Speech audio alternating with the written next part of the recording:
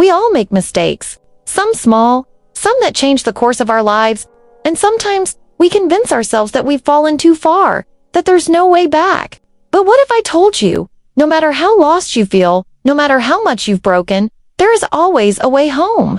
This is Sophia's story. She left home with nothing but dreams and the excitement of a new beginning.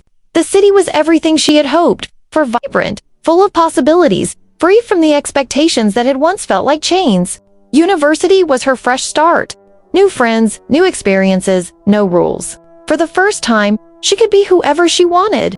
But in chasing freedom, she lost herself. At first, skipping a few classes didn't seem like a big deal. Then came the parties, the late nights, the people who made her feel invincible. She stopped answering her parents' calls, brushing off their concern.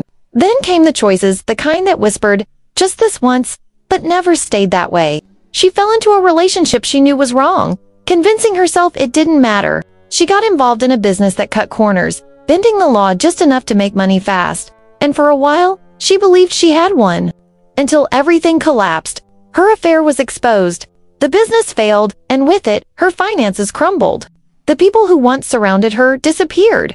And as the news of her mistakes spread, her name became a joke, a stain on people's lips, on forums, and whispers behind her back.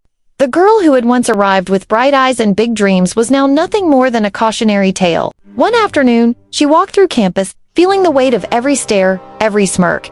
Laughter followed her like a shadow. She got what she deserved. Thought she was untouchable, huh? She lowered her gaze, her hands trembling. Maybe they were right. And then, a voice, steady, certain. If any of you have never made a mistake, go ahead, say what you want. Silence. She looked up. Professor Langford, a man respected by all, feared by some, admired by many. He stood there, calm, waiting. One by one, the whispers faded. The crowd dispersed. When it was just the two of them, he turned to her. His words were gentle, but firm. Stand up, and don't walk this road again. That night, she sat alone in her apartment, staring out at the city lights, the same lights that had once felt like a promise, now just a reminder of how lost she had become. She picked up her phone, hesitated, then dialed. It rang once, twice, then, Mom. Her voice cracked. Can I come home? Silence. A breath, then, a shaky but certain reply. Of course, sweetheart. Just come home. Going back didn't erase the past. The debts still had to be paid. The consequences of her choices didn't disappear, but she wasn't alone anymore. Her parents didn't take away her responsibility, but they stood beside her as she rebuilt. She worked. She repaid what she owed. She slowly mended what she had broken. One day, sitting across from Professor Langford, she finally asked, "Why did you stand up for me that day?" He smiled. "Because I knew you weren't beyond hope."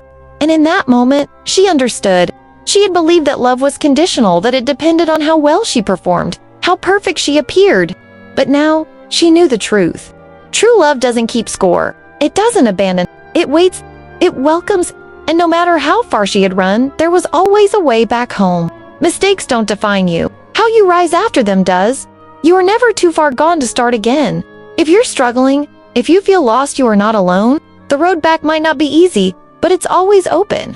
And when you're ready, there will be someone waiting to say, "Just come home."